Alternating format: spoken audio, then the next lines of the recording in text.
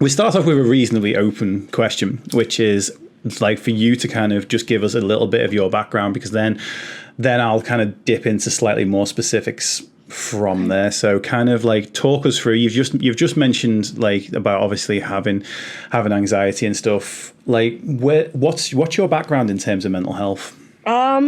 So I've actually had issues with mental health since I was a kid. Okay.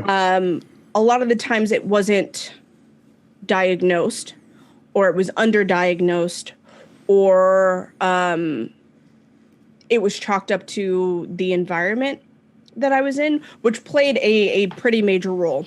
Yeah. My childhood was very tumultuous. So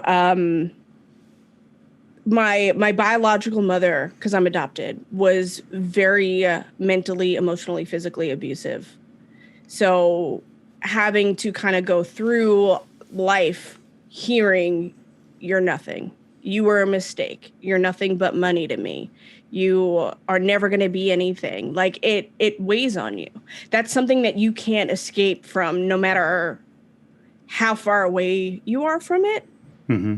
So, and that started manifesting itself when I was older, a little bit older, probably around 12 or 13, as they didn't call it oppositional defiant disorder then, but basically I was not listening to people and I didn't care. And so I have been in and out of therapy since I was a kid. But I was only diagnosed with depression and anxiety when I was in my early 20s, so around 22.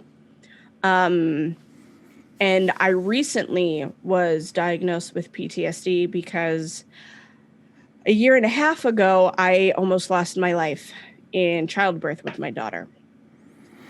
And so that is kind of hard to work through. I'm getting there. I'm definitely, I'm on medications now, and like I'm getting there, and I can talk about it a little bit better without instantly being put back into a headspace or a place that really immerses me mentally in that environment, but it's hard. Oh, absolutely.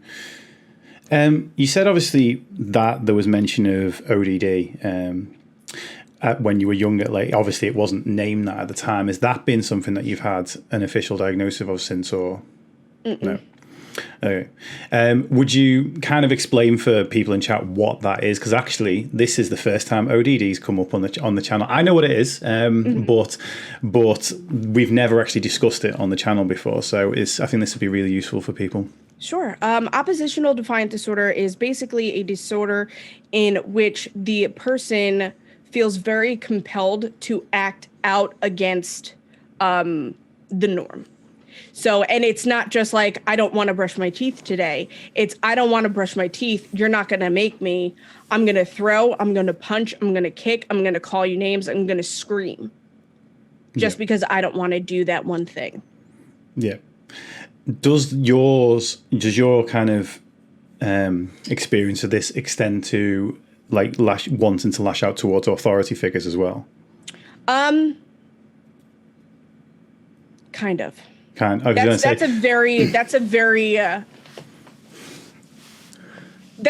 a question that has an answer that needs to be very, very cautious. Okay, fair enough. Because I've since kind of grown out of it. Like obviously there are things that I don't like, but in adulthood you really learn, like, even if you don't like it, you got to get it done. So I'm not as bad as I was when I was, an adolescent, a preteen, a teen. Yeah. Okay. I'm sorry. Continue. It's okay. I just wanted kind of like people in the chat to know that it is a condition that can sometimes come with a situation where a person, if not lash out, is probably me being a little bit jumping the gun really, but in terms of can certainly distrust authority figures, yes. Which actually makes it to be one of the most treatment resistant personality disorders that there is, because usually you need an authority figure in order to actually be able to help you with that. People see therapists as authority figures, but with ODD, it can be almost this catch-22 that a person with ODD cannot trust a therapist in order to actually do the work that the therapist is trying to get them to do. So it's I just wanted to kind of know whether that was as a kind of, I don't know if you heard when I was doing the interview, we talk about like mental health as, we understand it's a spectrum, but I talk about it in terms of it being a double spectrum, so that within each individual condition, there is a spectrum of different interpretations and different ways in which a person can experience that. So I kind of just wanted to clarify kind of where that was for you. Yeah. And also, I mean, first of all, I'm really sorry that kind of you went through that with your mum. It's like, it's not what people expect, I suppose, when they think of adoptive parents, is it? It's like, you think that an adoptive parent's always someone who's chosen to have a child.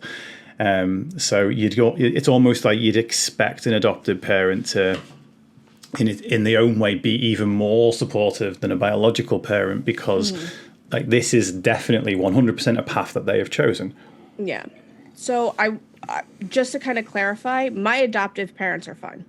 This was your biological mother? My biological mother was the one who was like, she also had a slew of mental health issues. She was a drug addict. She was depressed. She had a bunch of things going on. So like, now that I'm outside of that and far away from it, I get it, especially knowing what I know now.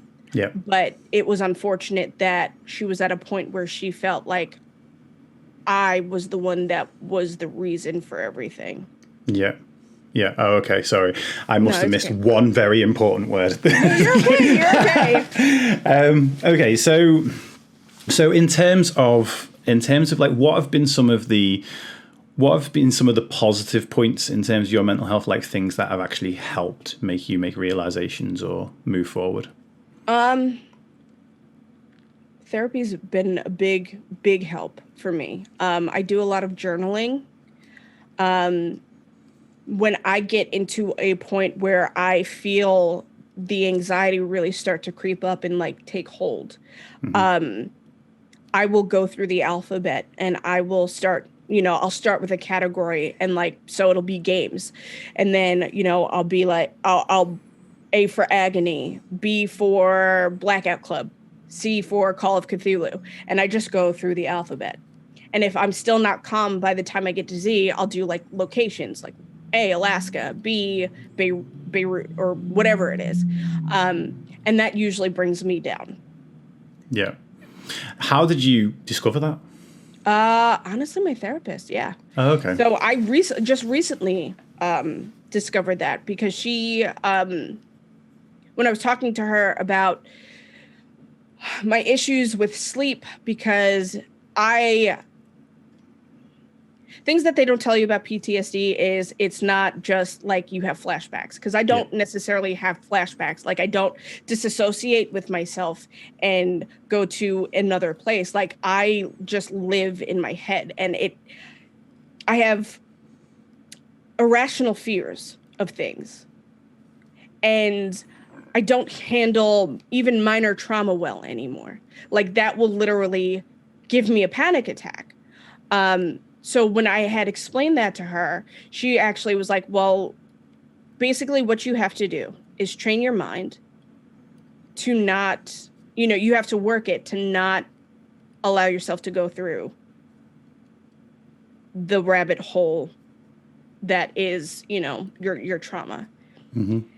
And it kind of just made sense. Because, like, I know there's, like, look at 5 things, tell me 4 things you can touch, 3 things you can hear. And, like, that doesn't work for me personally. Yeah. So to have something that really has to utilize and work my brain in a thought process that is not normal helps me a lot more. Yeah. Yeah. Yeah, absolutely. It's especially when you were saying, obviously, the point there where you're going through the alphabet, and it's like you have to kind of, our brains aren't as good at multitasking as we think that they are. And and they switch from one thing to another, and it uses energy to switch between it. Hence, like, you know, what you and I were saying earlier, that a second that something takes our attention over here, it takes so much energy to bring it back to here, and then we may have even lost what was going on over here. Now, with something like a trauma, that's really kind of trying to drag you kicking and screaming back to over here constantly. But if we give it something powerful enough, or that requires enough processing power enough over here to actually work with, it's why people say, oh, just don't think about it. People who've never experienced mental health, like, just don't think about it. It's like, oh, thanks, I'm healed now. Yeah. No, it's thank you. Yes. Yeah. But whereas the technique you've just said is a way to not think about it, and it's like, okay, I've got to give my brain something more powerful. I can't switch this thing off, but I can change the channel. But the other thing that a lot of people don't realize is that changing that channel takes so much energy. It's like, you know, if I imagine for you to go through the alphabet with that, it's like your brain is literally trying to drag you back over here, and you're having to actively engage and be like, no, this is what we're focusing on. This is what we're focusing on. This is what we're doing right now. And it takes a lot of work, which is why it's actually really hard to help people to understand these conditions, especially in a streaming environment. Because in a therapy environment, you sit there and you one-to-one and you work with the person. And I've said countless times that the amount of times with therapy for me, like the therapist will be suggesting something and I'll just been like, there's no way that's ever going to work. And then we do it and it does. Which it's like damn you for knowing what you're talking about. But and then it's like for example, there's an amazing trick I know that I've learned from a neuroscientist, not from a therapist, but from neuroscience, of how to deal with anxiety. And it uses this in a similar way to what you're using the language center of your brain to go off and start working on a complex language protocol, which is, I'm going to work on a different word for every letter of the alphabet for this, which means that the language center of my brain now can't tell me the story of what of what you're experiencing through your trauma. In a similar sort of way, actually, if you go into movement with your body, so if you go into like a movement, like if you go into a conscious movement, your brain then takes processing power away from the trauma and sends it towards making sure this movement's done well. So like there's this technique, and I'm going to use my little purple crochet squid for this. It's so cute. If there's a guy called the legendary Jigs in chat, which I've named this after because his stream is called the Kraken's Lair, and he talks about having tentacles. Hey, look there, he's just said, there I am on the chat now. God. And because I love purple, one of the people I did a talk for a few months back sent me this. So, but if you make a kind of Newton's cradle with your hands and make this sort of pendulum, the hand that's got the squishy thing moves. The other hand has to stay still, but you have to make a really conscious loop. It can't just be like an erratic little loop like that. That causes your brain to kind of force into, I've now got to send all this processing power over to making this movement. And I remember saying, when this neuroscientist was demonstrating this, I was sat there front row of the audience, this is never going to work. And then I went up and I was like, oh, it works like really, really well. And then I started teaching that. I teach mental health in schools, and I started teaching that in schools, and you get like 3 or 4 kids that I'd actually do it out of like a class of 30. And the ones that do it love it and think it's the best thing since sliced bread, but it's like how to get everyone else to do it. But you need, it's because so many of these things, they are just a different form of work, but it is work that is worth doing. Yeah, exactly. I absolutely agree. At what point did you start streaming? Like, what point did streaming come into your journey? I started in 2016, but I took some massive breaks in between then and now. I started streaming because I had a partner at the time who told me I couldn't, and I don't like being told I can't do things. The ODD worked in your favor in this instance. So I was like, oh, okay, watch me. And I did it. And then I really started to fall in love with it because I was able to connect with people. But when I did start streaming, I was very immature. I was very immature. And then I had to take a break because first I had a benign tumor on my spine. So I had to have that removed, but that wreaked havoc on my body. And then shortly after that, my father passed away. And the day that I was like trying to stream just to be like, hey guys, like I need to tell you that I'm not going to be around for a while. I have to go, visit family. My dad passed away. I was using the LGBTQIA plus tag because I'm on the queer spectrum, and I was targeted for a hate raid that day. So I shut down. And I have a really bad habit of internalizing things, and I internalized that. And I thought something was wrong with me, so I stopped for a good 1.5 to 2 years. Because even after I had stopped, I had, ended up getting pregnant, and then I had a rough pregnancy, even rougher delivery, and I mentally was just not there. So I really actually started up again middle of last year. I think I'm coming up on a year. And I kind of decided, like, I think I have a lot of good stuff to say. I think, being in this unique situation where, I have faced death, and, I am aware of my own mortality and the mortality of those around me. There's no time like right now to be there for somebody else. Yeah. And to be me unapologetically. So that's amazing. Was that the kind of big reason for coming back? Yeah, I had something to prove at that point, like I know that life is so fickle. I have 2 beautiful children that I want them to look up to me and be like, mom, like she set her eyes on something and she did it. Like, I have to lead by example. I have to be vocal about things because I'm paving the way for my children and their generation. And we have to do better as a society. So yeah. I have a lot of uncomfortable conversations. I play a lot of horror games too, but a lot of what I do is have those uncomfortable conversations about race, mental health, politics, LGBTQIA plus issues. We need to have them. Yeah. They're so important. Yeah, 100%. Well, that was what our initial kind of link was over. I think it was Jenny Fair who tagged you in the post, and I've been wanting to get a conversation about race on here not on here because I've only been on here for a year, but I've run the podcast for 4 years.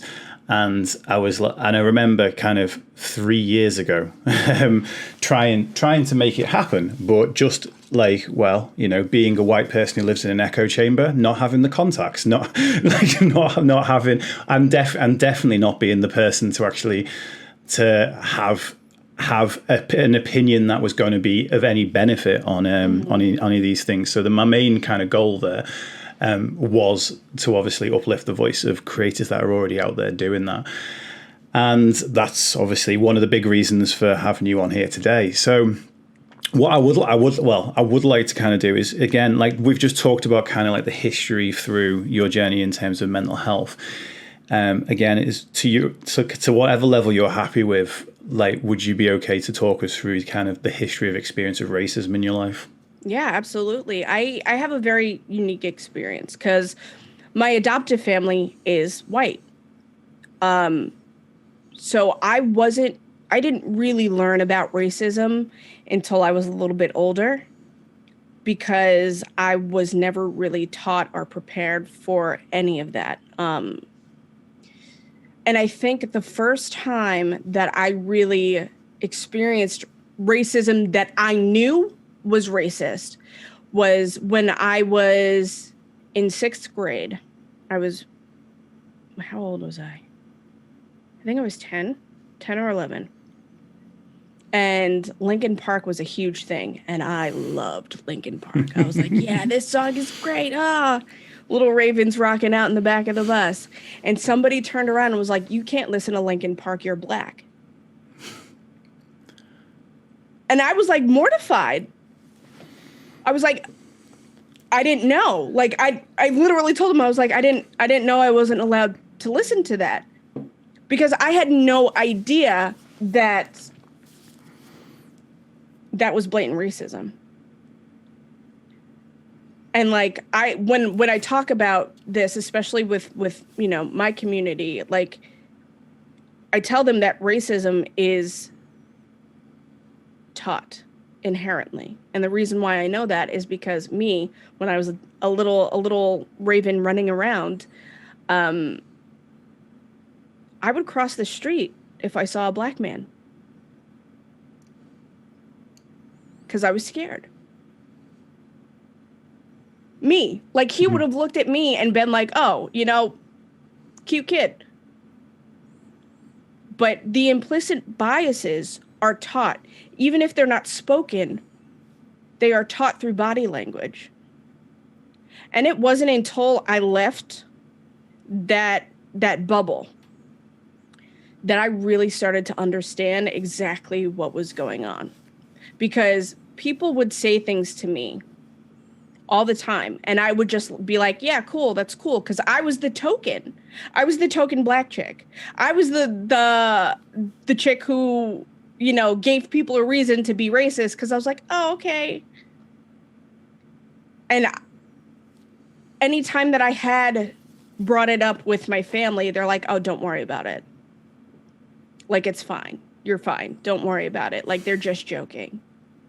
So even in my family, I became a token. Now, as I've progressed through this journey called life, I see it more frequently in everything. And it's unfortunate, you know? And I don't think that people understand, like, we don't ask to be born. Yeah. Right? Like, I didn't ask to be born black, but I am. And I love the skin I'm in. But if I speak up about something that I am passionate about, I'm met with hate. Because what does a black woman know about anything? Especially in the content creation space. I mean, just today I had trolls trying to talk about, like, economies and countries and sex of fucking, forgive me.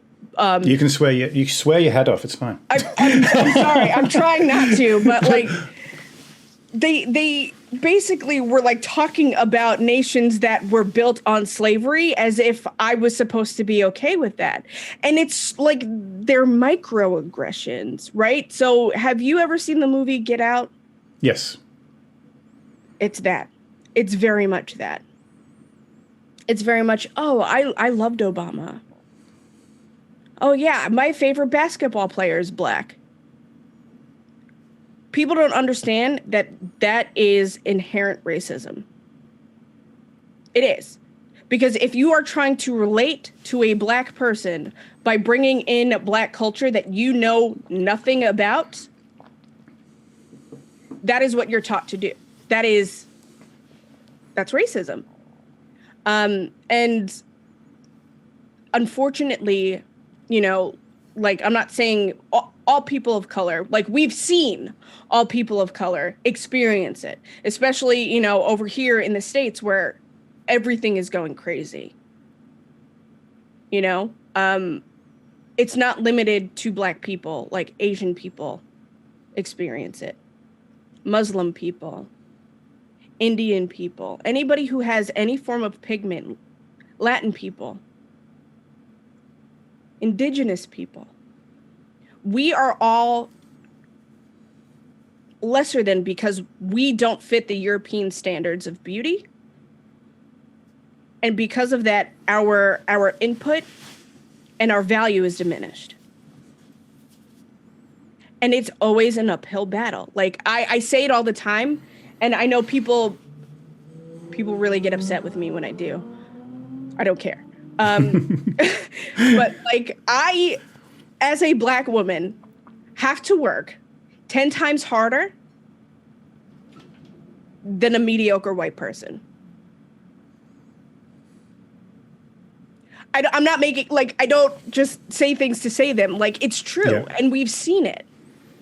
And it's so hard not to internalize it when it's literally staring you in the face every day. Yeah. Yeah, I was kind of like talking to my wife about this morning and saying that within, like, obviously I've got no experience of being any color other than white. And the only thing I've got any sort of remote parallel is being part of the mental health community and how mental health has been stigmatized for the last, for however long it is. However, and it's like, the thing is, when a person with a mental health issue opens up about the trauma, like let's just say you open up about those traumas that we talked about before, at the beginning, which are nothing to do with race. That was, your relationship with your birth mother, your experience during childbirth. These things are all traumas that are nothing to do with race. Then everybody would you get the odd person, because within the mental health community we get the odd person that says, man up, get on with it, get over it, blah, what this, that, or the other about. But that's becoming increasingly less and less common. Yes. And more often than not, a huge number of people would jump up in your support and be like, that person's being so insensitive. Why? Like, they've told you to man up and get on with it.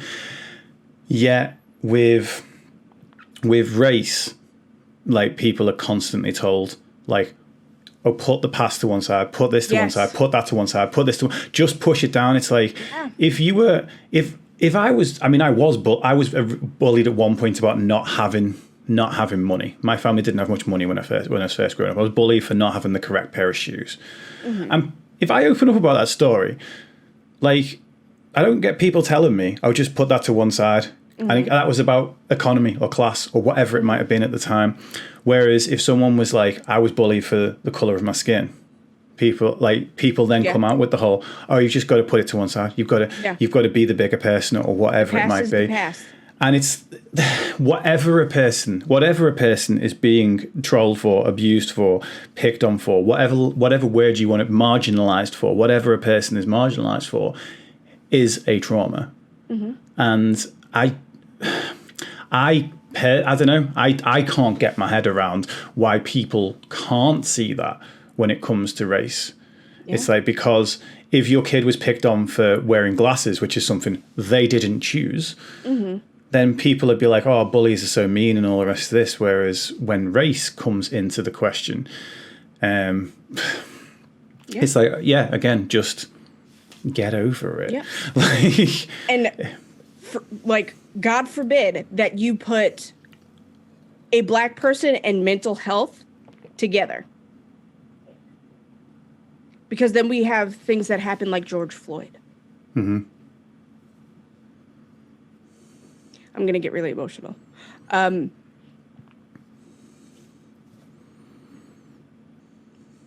It sucks to be scared to exist. And I don't think people really understand that. Take your time. Like, I just want to exist. I want to be, the best version of me. Like, I want people to understand that I like to think I'm a good person. I'm not perfect, but I like to think that I try to do the right thing. And, like, a lot of people don't understand, like, the amount of activism that I do. Like, I founded a charity team to specifically help marginalized communities. But a lot of people don't care, because as soon as they see the melanin in my skin, it voids all the work that I've done. While we're on this topic, would you say that if a white person was to set up a charity to support marginalized groups, or even if it was marginalized groups of color, they would be received better than a black person doing it? Absolutely. Absolutely. Hands down, without a doubt. Because you can see it. Like, there are Black creators that I know who do a lot of charity work. And even like a lot of mixed creators who do a lot of charity work. And the ones who are white presenting do better. Yeah. It's when you say white, especially when you say white presenting as well, within LGBTQIA plus, the people who are straight presenting, like, a bisexual that's in a heterosexual marriage, for example, again, tends to attract less hate than a bisexual in a same-sex couple. It's appearance must be everything, right? Yeah. Yeah, I'm actually a little bit lost for words. It's hard because it's hard to fathom, right? Like let's just talk about this from a logical standpoint. The reason why I have the melanin in my skin is because my ancestors lived closer to the equator. And because the sun's rays shine a little bit harder, evolution dictates that our sun or that our skin has gotten darker to kind of help counteract that a little bit. Yeah. So that's why you don't like me. Logically, that sounds like maybe that's why Northerners don't like Southerners. Right? Like, I don't know, but like logically, it sounds stupid. And I think what people don't understand is that we kind of just coming back to the point that you said where they tell people of color to get over it. You have to understand that Black people and people of color have generational trauma that is passed down. We can't just get over it. You cannot tell me to get over it when you have stolen my culture and I don't know my origin story. And then when I call you out for it, you cannot tell me that I am racist against you. I'm sorry, you can't be racist against white people. You can be prejudiced and you can be biased against them, absolutely. But you cannot be racist against white people because white people were the ones who brought us over. White people were the ones who robbed us of our identities. Generational trauma is a real thing. And people really need to start accepting that and understanding that as truth. Yeah.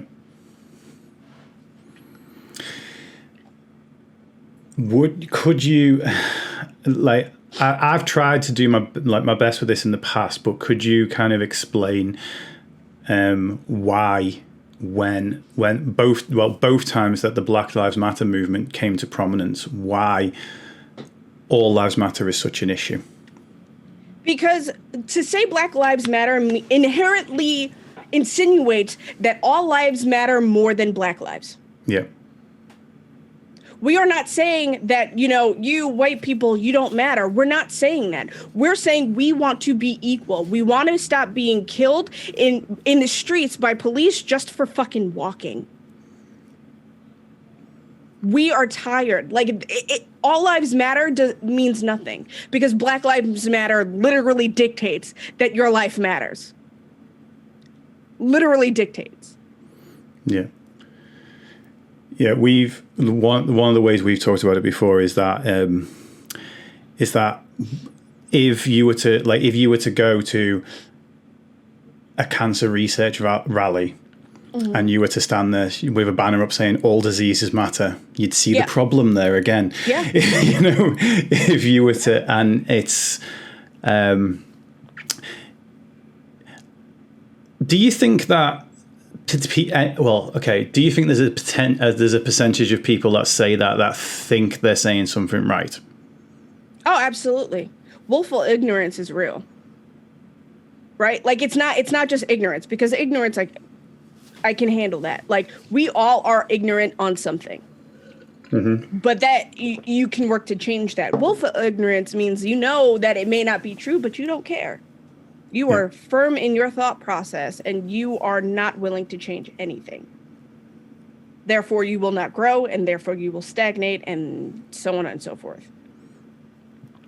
Do you think those people can be changed? You can't change anybody if they don't want to change. Want to be, yeah. You can't. Because the thing is, like, that when... a lot of the conversations that, like, we have on the stream and stuff is you kind of very much after a while start feeling like you're preaching to the choir, and you realize that like there's either no dissent coming from chat, or the dissent that does come is strictly from a person that's probably never going to get their is never going to have their mind changed. And this is where I see, this is kind of like been always like the question for me is like, how do you get to like it's a lot of advocacy work that is out there. It strengthens up the side that's already agreeing with this. It gets us riled up. It gets us kind of, singing off the same hymn sheet, so to speak. But the question is like, where can the progress be made? Like, where are the areas? Like, is it because obviously there's the people on the other side and there is no, it's not just and Lely said it's not just black and white, which I'm going to facepalm myself for right now. It's not just a hard left and hard right, or an on or off, or there is a middle to all of this. Where can the progress be made, do you think? I think it's a really hard question, because you really have to gauge your audience and see where they are, because if they are like so far gone, there's nothing you can do, right? We see that because the last 4 years of the United States has proven that.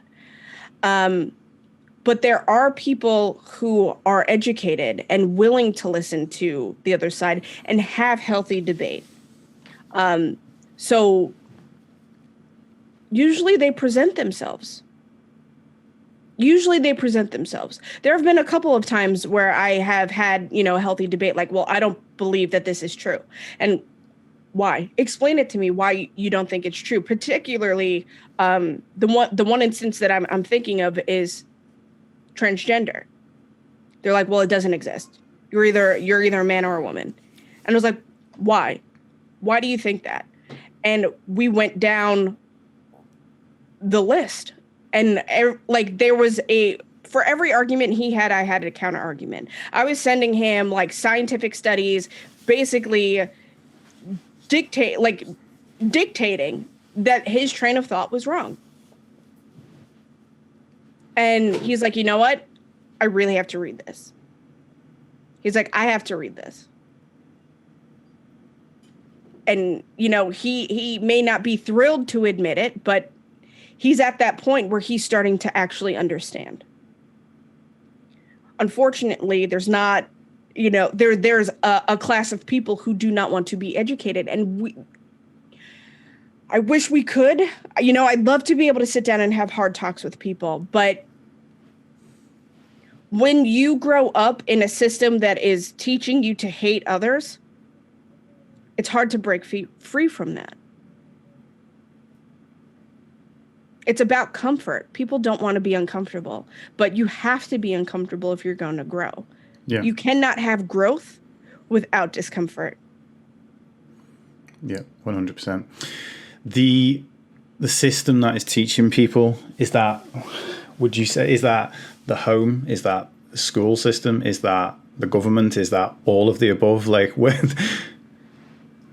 a lot of it's generational, stories passed down. A lot of it is, educational, because there were so many things that I literally just found out this year that I was never told in school. And I didn't know Columbus was a bad guy until I graduated. You know what I mean? I only found that out listening to a podcast about a year and a half ago. Yeah, I didn't know he was a bad guy until I started, it got brought up in conversation when I was in college. And I was like, holy crap, what? Why wasn't I told about this? They watered down history to make America look good. America has a very ugly past. Very ugly past. People love to forget that we put Japanese people in internment camps. Mm-hmm. And I just found out recently that America bombed Cambodia back in the day. I had no idea. No. Because they whitewash history. They'll teach you slavery and they're like, oh yeah, slavery is bad. And then the North and the South and they fought and ha ha ha. Abraham Lincoln's the best. That's it. Do you think that's taught so they can go, look, we did this bit for you? be happy. Yeah. What do you mean we didn't teach you? We taught you, but you're not teaching out the full story. Yep. History is going to be hard to hear because there are things in all of our histories that are ugly, but we need to understand them if we're going to do better for the future. Yeah. Have you ever... I really need to remember this guy's name. He wrote a book called Clandestine Conversations. He's basically reconverted clans members away from their racism. But like, I remember hearing him talk and it was the first time like that I came across the idea that, okay, when you have things like Black History Month, it basically means, well, now you've got 11 history months for white history, you know. It's like, and as a result, you only hear the few things, the big important stories, like, you know, like the kind of like slavery, like Rosa Parks, and those things that are only what you hear. And then you've only got a month, and it's February, it's the shortest month of the year. Yeah. And then the other 11 months, it's like, right, by the time like 11 months have passed, it's like you're only hearing like 4 or 5 people, because that's the only time they've actually got time to teach on that. And it kind of means that it means that obviously Black history can be left out of the 11 months of the year. Is that kind of, it's hard for us. It's hard for us to know that over from this side, because we literally our version of what America is what we get told. Like, you know, like what news reaches it to us and stuff. Yeah. But is that a true representation, would you say? Yes. Yeah. They will always talk about Martin Luther King Jr. And yes, he did a lot, but he's not the only Black activist of the time. You know what I mean? Like, they don't talk about the more radicalized, because I actually watched something, and I will probably send you the link for it. It is a video called We Have to Talk About Anti-Asian Hate. And I just lost my thought. Did you see that? You watched that happen, right? But it basically kind of goes through the other lesser known, you know, civil rights activists that we don't know about. Because for some reason, Martin Luther King Jr. happens to be the white favorite and is considered, here's my point, the model minority. I'll get into that in a minute. And white people can use him or like twist things that he has said to fit their narrative. So the model minority thing is based off of the fact that Asians who were coming into this country were, you know, they basically keep their mouths shut, keep their heads down, do what they're told, didn't want to make a fuss because they felt lucky to be here. And so because they were the model minority, Black people, Hispanic people, other peoples, indigenous peoples were held to an unfair standard and pitted against the Asian community. And why I say Martin Luther King was a model minority is because a lot of white people do the same thing with him. Well, Martin Luther King wasn't violent, and he was Black. But you neglect to understand that he says a riot is a voice of the unheard, right? You neglect to understand that he has said that. Yeah. You neglect to understand that we are still being killed in the streets, treated unfairly, not paid enough. If there is a name that even looks remotely Black, chances are they're getting passed over for a job.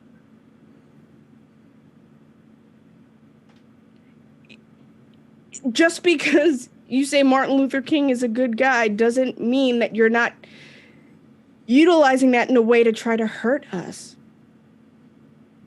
It's so frustrating. It's so frustrating.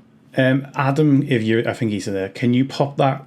I won't even say who it is. You know which quote I mean about anger. Can you put the quote about anger and not say who it's by in the chat for me? Because I think that's an important one to kind of put in. Also, I know that he actually mentioned the name of, let me have a little look. His name is above Dave. Wait a minute. Up for the challenge. Daryl Davis. That Daryl Davis is the person I think I mentioned, yeah. Are you familiar with Daryl Davis, the one I mentioned earlier, the guy who basically his from what I know of him, because again this is limited to my white person's version of it, which is I heard him on the Joe Rogan podcast, is that he basically would sit and have compassionate conversations, again, like from a non-violent point of view, compassionate conversations with senior clan members, and ultimately by proving kind of like he's a real person, he's someone that they can get along with, and he's a person that is equal to them, and so on and so forth. He had them turn away from being in the clan, and I suppose that obviously then does also fit into the non-violent thing. But the one of the is, as he put the quote up, I really want it. Oh, it's gone. Oh, he put the name of it as well. If there is violence in your heart, then it is better to be violent than do nothing and remain impotent. And the quote is from one of the most peaceful protesters of all time, Gandhi. Yeah. And this is kind of like we have the whole appropriate vibes only mantra, because anger is so easily put out there as a negative vibe. It's a negative thing, and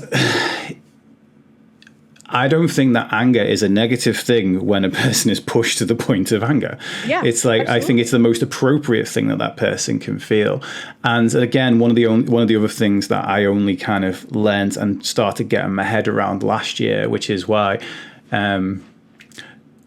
probably why I want to be as careful with my questions as possible, is the idea that I saw a lot of posts about it's basically white people, go and do your own homework, basically go and read up on this stuff, go and discover this stuff yourself. It's not the responsibility of the black community to teach you this stuff.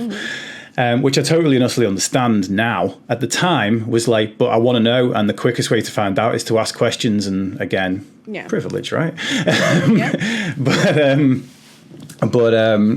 But yeah, it's then when you start to realize, imagine, again, I only know this from a coaching point of view, and I'm going to go even back to before I was doing that for mindset, and I was in a gym. It's like people would ask you the kind of the most basic questions about nutrition, or the most basic questions about training over and over again, and you could get asked the same question 100 times in the space of a day, and I had to remind myself that to each person that was asking me that was their first time. But for me, it was the next time and the next time and the next time. And inside, over the course of only one day, I was getting slightly worn down by having to repeat myself and answer this question and answer this question. And it was like, now imagine feeling that generationally. Now imagine feeling that, about, as you said before, I just want to exist. I'm not trying to teach a person how to bench press or whatever. It's like I'm trying to explain to a person why I need to exist. And it's, again, in mental health, we can have it where you speak to another person who is from the mental health community. It's very easy to, even if they have a different condition to you or whatever, it's very easy to have that conversation, because you don't spend a huge chunk of that conversation trying to explain your own reactions within things, or your own interpretations, whatever it might be. You're not having to explain these things, because even though that person might not 100% understand, they understand on a different level. And it's like, but when you have that conversation with someone who doesn't understand mental health, and you use 6 times, 10 times, 100 times the energy, because every few seconds the person kind of gives you a look as if to, why did you respond like that? Whereas, and it's like, again, now imagine having that your entire life. And also, I've had the phrase to me, well, you don't look like someone with mental health. It's mental health isn't written on my forehead. So if I want to, not that I do, because I tend to talk about it all the time now, but probably do need a day off from talking about it occasionally. But fair. If I wanted to have a day off about it, or having those type of questions aimed at me, I could go somewhere and no one would know just by looking at me, and no one would assume. And I think that is definitely something as well that's worth people trying to get their heads around a little bit. I think so too. I don't mind answering the questions, right? But there's also a point where it's just rude. Yeah. It's just rude.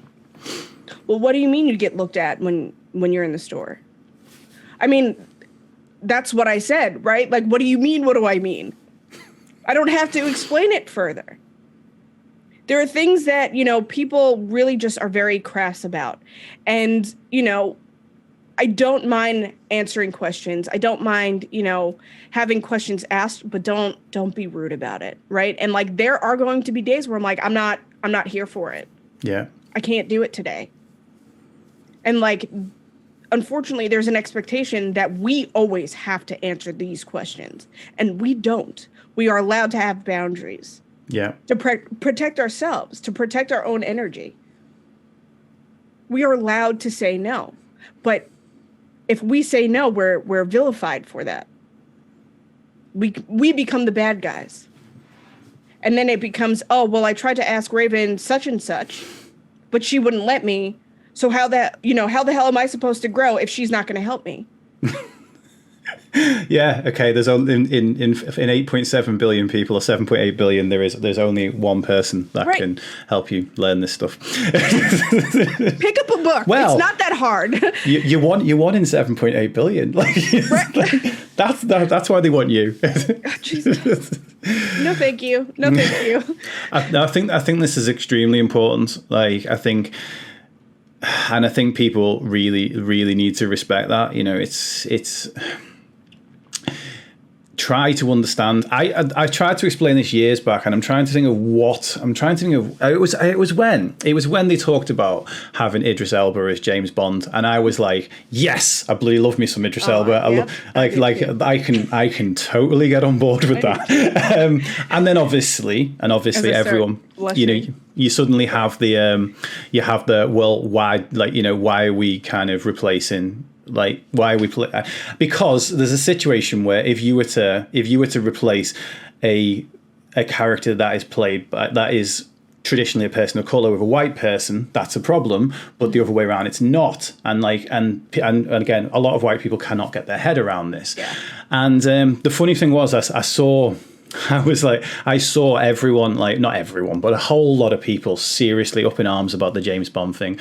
And I was like, look, you've just felt like your white character's been taken away from you for like 5 seconds. And he hasn't even been taken away from you. It was a rumor, which hasn't happened yet, fingers crossed. But you, and for 1 second, you're like, okay, we're not. In fact, actually, no, it wasn't the Idris Elba thing. It was the first time that All Lives Matter came out that I felt that I was like this, because people were like, "What do you mean?" I call it hearing between the lines. When you're reading between the lines, hearing between the lines.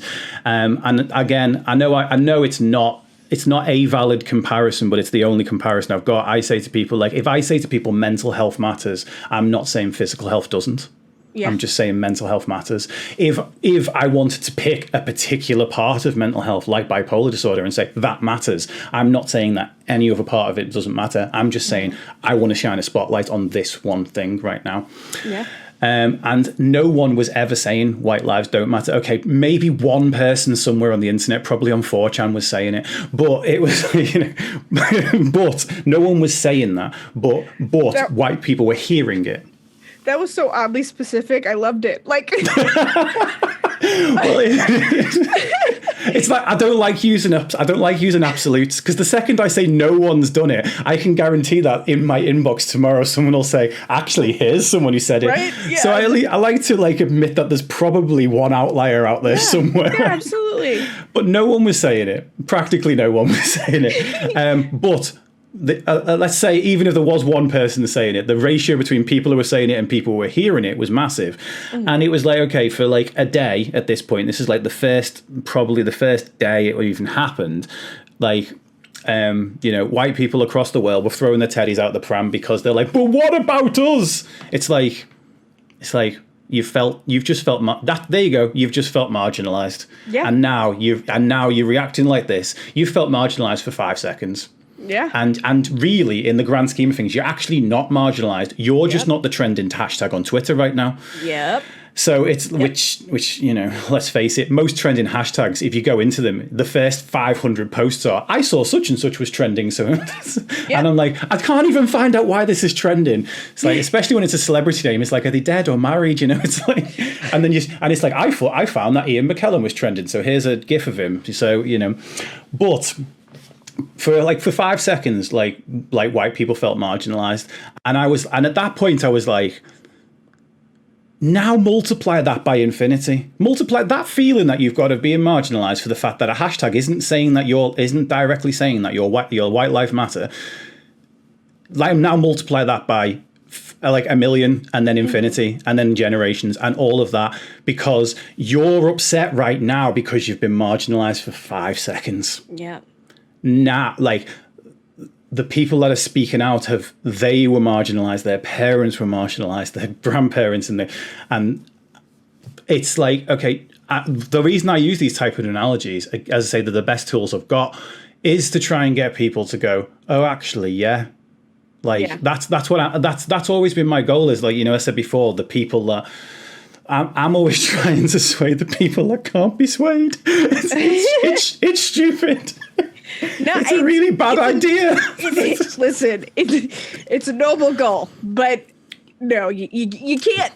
You can't. Nobody can, because you cannot move an immovable object. Yeah. It's like literally walking up to a cliff face and you're like, okay, 2 inches, moving it right now. You can't.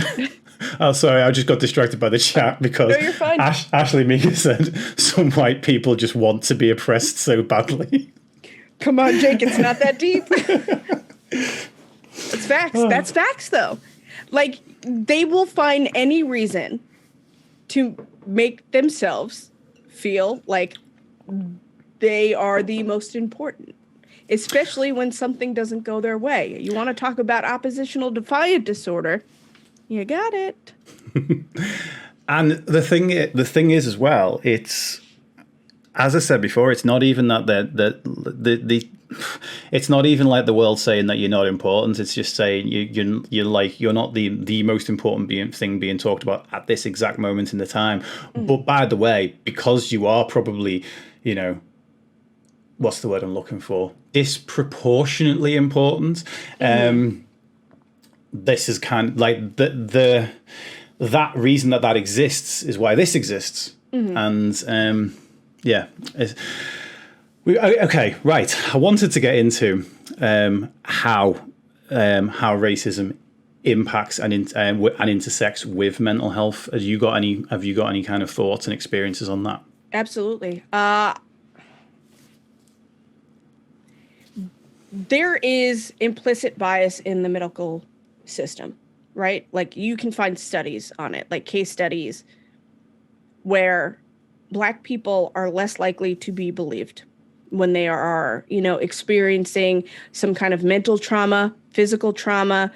We are not believed when, our pain is high. There's a lot of, well, maybe they're just saying it because they want, drugs. Mm-hmm. I had such a hard time specifically after my the delivery of my daughter. I'm sorry, I just zoned out. Finding a therapist that would take me seriously, because not only was I going through, or having developed PTSD, I had postpartum depression. And nobody really wanted to take me seriously, to the point where, I'm going to try not to get emotional. There was a point emotions where, are welcome around here, by the way. That's why I have a box of tissues. I got my tissues right here too. I got in my car and I just drove. Like, I left my kids with my partner and I just drove. And there was a point, because there was like this little like ocean like side highway, that I literally pulled into one of the basically one of the little like scenic areas that I think that's what they call them. And I was really considering just going in. Because I wasn't believed when I was saying I can't sleep. I wasn't believed when I, was telling people I close my eyes and all I see is myself losing consciousness. Or thinking about how I went into shock on the operating table.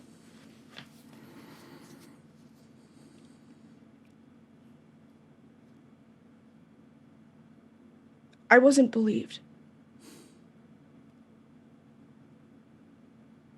I literally had to go through 3 people before finding somebody who took me seriously.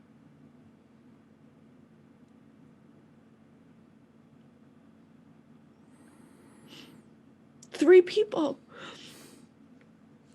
I'm so sorry you went through that. And it's like, I was crying out for help. I was trying to do the right thing, because they tell you if you're feeling this way, seek medical attention. Yeah. And like my partner almost had to call emergency services on me a few times. Who knows if I would have even been here, because if I was in one of my episodes, who's to say that a cop wouldn't have shot me? Yeah. Because I was trying to do the right thing. And it's hard to like kind of look back at that. Because I mean, the whole thing is painful, right? Like, the whole thing is painful. And I know there's a lot of things that I don't want to say necessarily I chose to forget, but I push away. I was not in a good place at all. That was probably the lowest that I've been in my life. And nobody believed me. These first 3 people, were they therapists? Yeah. When it's literally their job to... Yeah. I'm so sorry you went through that. I mean, if I was white, it would be different. If I was white, it would, I would be coddled after pregnancy. But it's like, a lot of the times for women of color, as soon as we have the baby, we're forgotten about. We're forgotten about.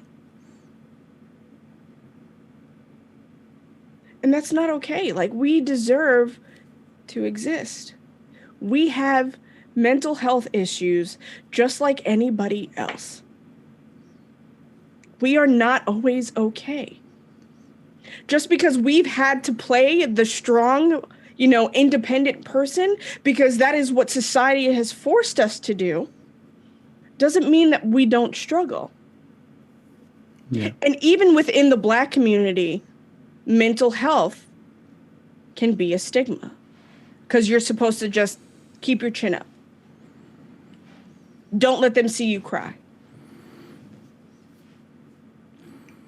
Do you think that frame of mind towards mental health within the Black community has itself come from racism? Yeah, absolutely. I don't know. Yeah. But it is my opinion that, yeah, that's where it's come from, because we're basically taught not to show it, right?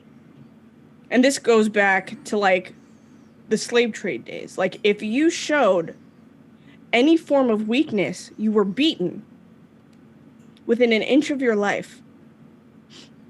Yeah. That has been passed down. Because if we show weakness,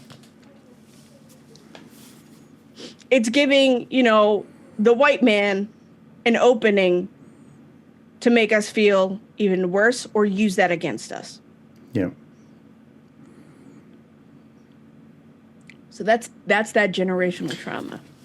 Yeah, I mean, when you said that, then it seems so obvious that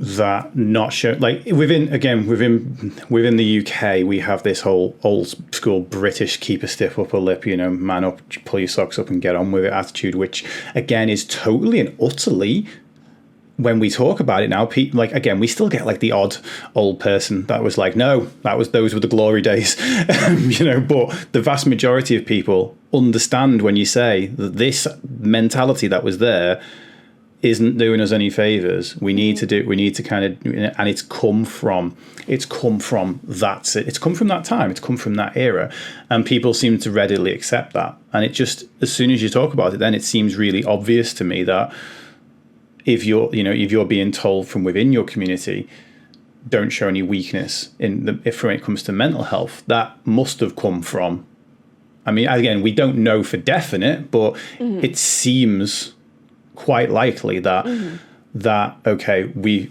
generationally been treated a certain way whenever we show weakness. My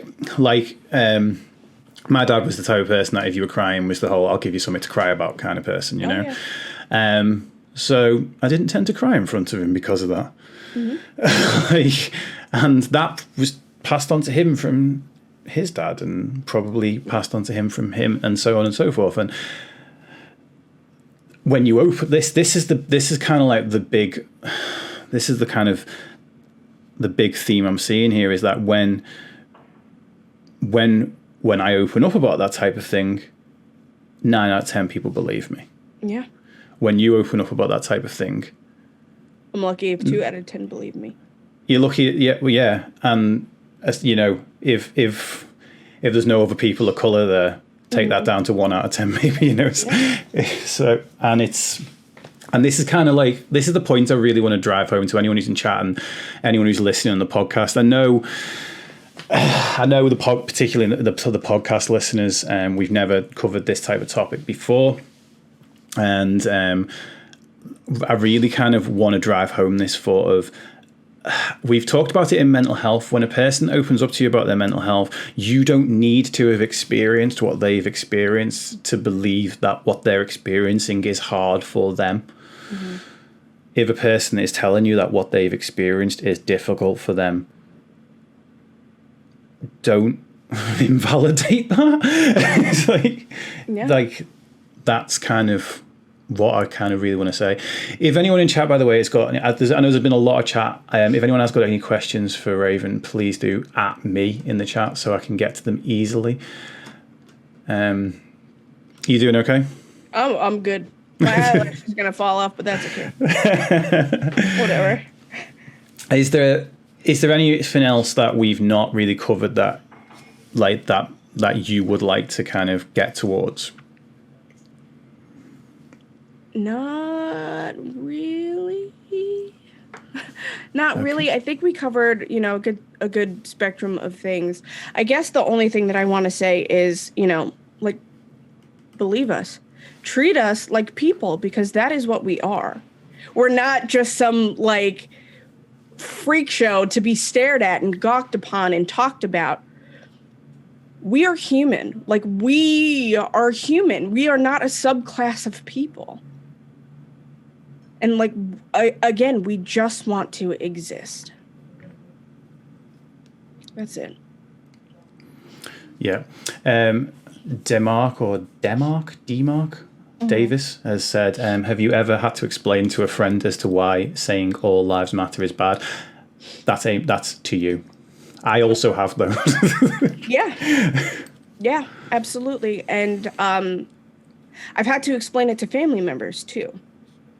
Me and those family members don't necessarily talk because they are the ones that try to use Martin Luther King quotes against how I'm feeling. But yeah, it's an uncomfortable feeling to have to do that, to really have somebody show them or show you the essence of their being and have it completely negate who you are as a person. So yeah. Unfortunately, I have. Yeah, unfortunately as well, even when you do explain it to some people, they still don't get it. Mm-hmm. Yeah. That's all right. Cool. Well, I'll give it a few minutes for anyone else to get any more questions in the chat if they have got them. But first of all, Mounty, can you do a shout out to RekItRaven for Twitch on there for me, please? But is there anywhere else that you like people to follow you and interact with you? You guys can follow me on Twitter, same RekItRaven. I will warn you though, I have very strong opinions, and you will get a glimpse into the mind of me. I love your Twitter. I've been reading your Twitter and been like, oh, I'm so excited for this conversation. Thank you. Yeah, no, I do. I have very strong opinions. I am very much of the mindset that life is too damn short. Make the most of it. Say what you need to say. Mean what you have to say. And don't be middle of the road, because that's not going to work anymore. Okay, awesome. Raven Sky has said, when you go to the doctor, and I mean any kind, not just mental health professionals, mm-hmm. how do you get them to take you seriously when they seem to downplay your symptoms or send you home with nothing? It's hard to advocate for yourself after a while. It's exhausting. So a lot of the times what I have to do is I literally have to set up an appointment just to talk to this person before I am willing to allow them to become my medical professional. Because, and I lay it out because I have to advocate for myself. And, you know, my partner he's white. So if he comes with me, I'm taken a little bit more seriously. And it's unfortunate, but a lot of the times I do have to bring him with me. And if I have to go solo, I really do. I listen, you know, I understand that these things have, you know, X, Y, and Z, but I need you to take me seriously. And if you cannot take me seriously, that is okay. But then I need to go. And I should have done that, because if I had done that while I was pregnant, I may not have had the issues that I did end up having. Because when I was having issues, when I was pregnant, they swept it under the rug and they're like, no, you're fine. I wasn't fine. It's exhausting. We have to go, or at least for me, I can only speak for myself, but I have to go through additional steps to ensure that I'm getting proper health care. Yeah, which basically shouldn't be the case. It shouldn't be. Well, thank you so much for joining me and for going so deep and, you know, allowing yourself to be so vulnerable as well. I know this has been a reasonably draining experience. I'm going to take a nap, yes. Yeah, it's. I would recommend one. But yeah, thank you so much. And we've been a few shout outs and stuff in the chat, so people go over and follow RekItRaven, check out her work, and yeah, thank you once again. Thank you for having me. Yeah, and I normally finish the podcast by saying, if you master your mind, you can master anything. And I suppose in this, that might mean mastering figuring out your privilege, which is, I get, is hard to do because you can't see your privilege from a position of privilege. It's a messy situation, but I believe that by having conversations and by trying to, I think I said it just before we started the podcast, which was, and this is something I've only learned from, like, that I love the way it was put in a book that I'm reading called Dream Teams, and it's basically that when teams bring together people for the sake of diversity but want to try and do things by basically they're just ticking a box, it's usually a catastrophic failure because obviously, and again, I know a lot of people in the podcast will know this because we've talked a million times about the difference between fitting in and belonging, and fitting in being that you have to hide a part of yourself in order to be accepted, which isn't really acceptance if you're having to hide a part of yourself in order to do it. But generally, the true diversity isn't bringing everybody together and having them do things your way. It's bringing everybody together and finding a new way by embracing all the differences that are there and the diversity that is there. And that's diversity across race, across age, across sexuality, and everything. So yeah, thank you once again. It's been an absolute pleasure. And everyone in chat, I know we've already had a big old bunch of them, probably more than ever before actually, but !love up in chat please for RekItRaven.